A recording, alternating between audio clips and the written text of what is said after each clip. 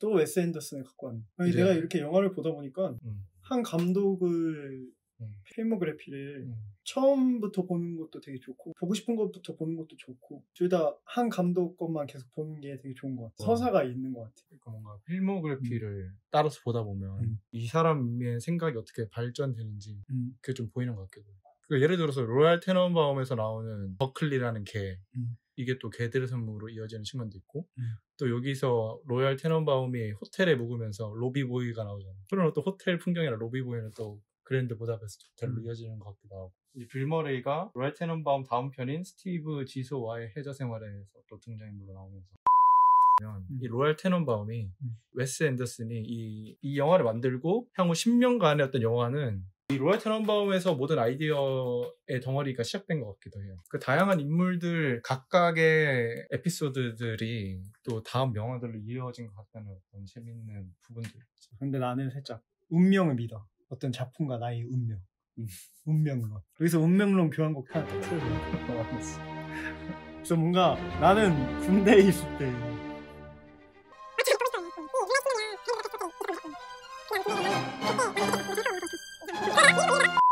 웨스 앤더슨이 마곳을 바라보는 샷이 굉장히 슬로우 모션으로 나오면서 마곳의 아름다움을 강조한단 말이에요. 근데 그 마곳을 바라보는 사람이 누구냐면은 리치라는 거예요. 리치의 시점에서 마곳이 어떻게 보이냐. 근데 그 샷이 사랑에 빠진 사람처럼 보여지는 그 둘의 옆모습이 투샷으로 잡히면서 껴안는 장면. 그러니까 보통 연인 같았으면 키스를 했을 거야 그 장면에서. 근데 껴안는다 이런 부분에서. 그래? 보통 연인 같으면 키스를 해? 보통의 뭐 재난 영화 같은 데서 막 힘겹게 생존해가지고 나왔을 때 그 커플이 키스를 하잖아. 여기서 뭔가 절제된 애정 표현이 나온다는 거지. 그러니까 이게 뭔가 어긋나 계속.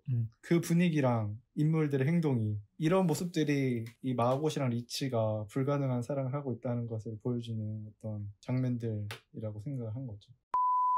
그 리치가 자살하는 장면이 진짜 잘 구성된 장면인 것 같아. 거기서 굉장히 짧은 프레임으로 샷이 빠르게 착착착착 지나가잖아. 많은 게 나오지. 근데 그게 어떻게 보면은 리치가 그 자결을 하는 순간에 자기 머릿속에 떠오르는 어떤 기억의 잔상들 같은 거야. 떠오르는 거야 계속. 리치가 자살을 하는 결정적인 원인은 마곳의 비밀을 알게 된 게 가장 큰 원인이었잖아. 그러면서 계속 자기가 죽는 그 순간에 자기가 마곳에 대해서 사랑을 했었던 어떤 기억들을 떠올리는 것 같고 그 마곳을 사랑했던 기억들이 마고의 슬픔이나 고통을 알게 된 것과 겹쳐지면서 마곳을 이해해주지 못했다는 자책감 이런 것들이 자살이라는 극단적인 행동으로 이어진 게 아닌가라고 나는 보는 거지. 그 리치가 테니스 그 시합 때 한번 크게 망치고 은퇴 선언하잖아. 그 망친 경기에서 가장 큰 그 망친 원인이 마고씨랑 그 나이든 남자의 결혼이었어. 그 결혼 소식을 듣고 리치는 자기 일에 집중을 못하는 거야. 이제 마고씨 결혼을 하고 자기와 사랑할 수 있는 가능성이 아예 사라졌다는 그 절망감 때문에. 그래서 리치는 마고씨랑 사랑을 할 수 없는 상황이고 근데 그럼에도 계속 자기 마음속에 사랑하는 감정이 있으니까 차라리 떠나버린 거지. 자기의 고립된 공간으로. 근데 이제 마고도 마찬가지야. 마고도 리치에 대한 모종의 감정이 있어.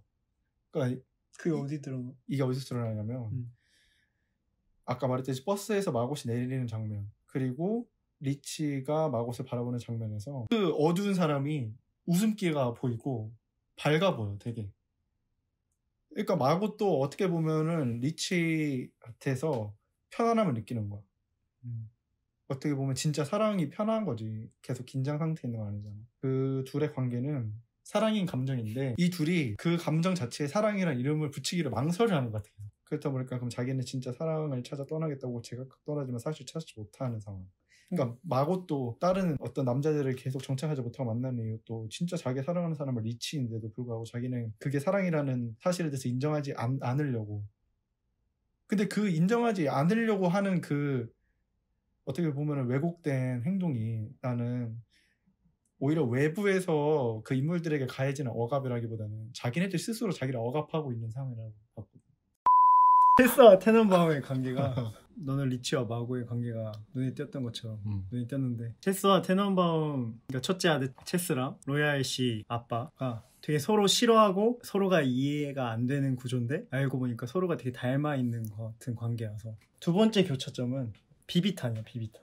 그러니까 어릴 적에 체스랑 테넌바움이 어떤 서바이벌 놀이를 하는데 서로 같은 편이었어. 근데 갑자기 테넌바움이 체스한테 자기 편인데도 불구하고 총을 쏴. 그래서 그게 왼쪽 손에 맞아서 그게 아직까지 비비탄이 그 왼쪽 손 안에 있지. 근데 그때 체스가 불평불만하면서 아빠 우리 같은 팀이잖아요 이런 얘기를 하는데 오히려 테넌바움은 편이라는 건 없어라는 재밌는 얘기를 하지. 그때부터 경쟁 상대였던 거야 서로. 또 어떻게 보면 아빠가 가족 안에서 가장 뭔가 판단하고 뭔가 애들한테 가르치려들 그런 사람들 중에 가장 강력한 사람이잖아. 근데 그런 어떤 아빠의 권력 자체에 대해서 가장 저항적인 인물, 이 체스라는 아빠에게 한번 배신을 당했던 거야. 이제 서로가 같은 어떤 협력자라기보다는 어떤 경쟁적인 관계로 바뀌어버린 거지. 그런 어떤 관계가 시간이 지나고 나서도 계속 유지가 되는 부분이 있다고 봤어. 웨스 앤더슨이 체스와 테넌바움을 관계를 만들면서 나는 이 둘이 초반에는 되게 갈등적이고 극단적이고 서로를 이해하지 못하게끔 만들어 놓고 뒤에 갈수록 나중에 극적인 화해를 하잖아.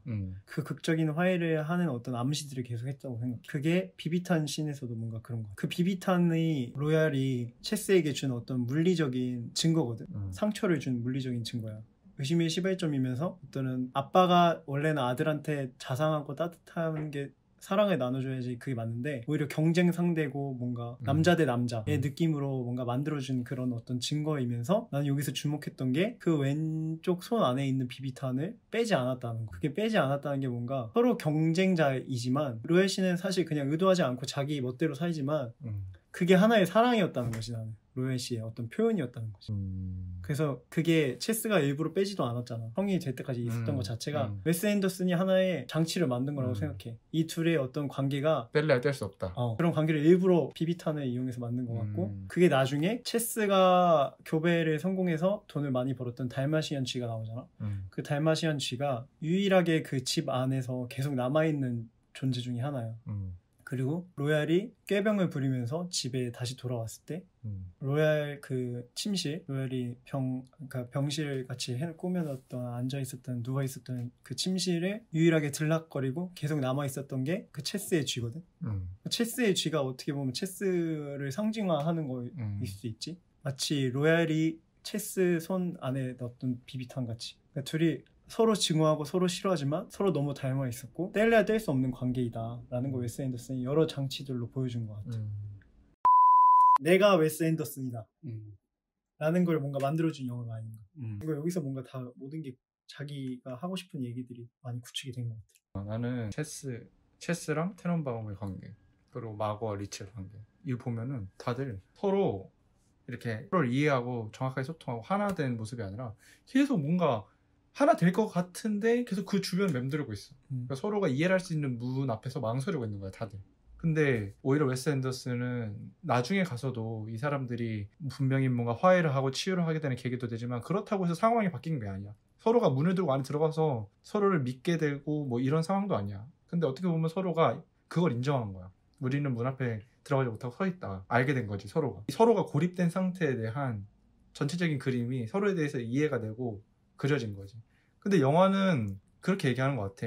우리 가족이라든가 인간관계는 결국 안에 들어가지 못하고 맴도는 관계이긴 하지만 우리가 서로 맴돌고 있다는 그 사실만을 우리가 알게 되어도 서로에 대한 깊은 이해를 할 수 있다. 왜냐면 이 영화가 끝나도 그렇게 시원한 맛이 있는 건 알지. 그럼 뭔가 찜찜해 보고 나면. 따따따따따따따따